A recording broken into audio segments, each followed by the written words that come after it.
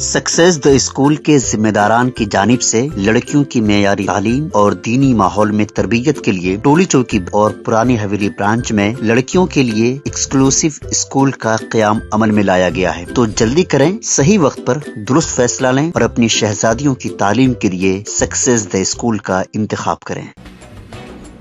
तेलंगाना के chief minister Revanth Reddy से मुलाकात के लिए वक्त न मिलने से मायूस एक लीडर ने चीफ मिनिस्टर की रिहाइशगाह के करीब खुदकुशी करने की कोशिश की।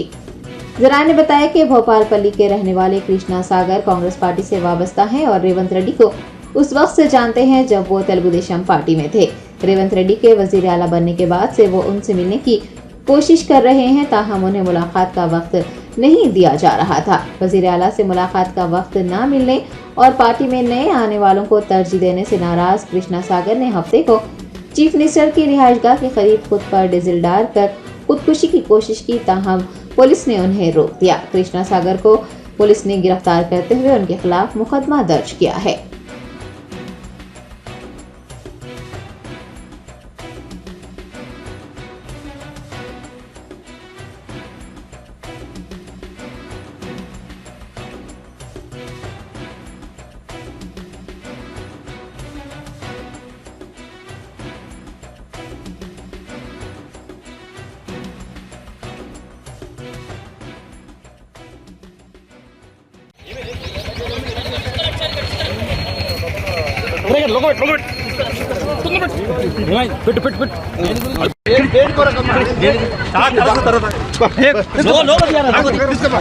ఏమైంది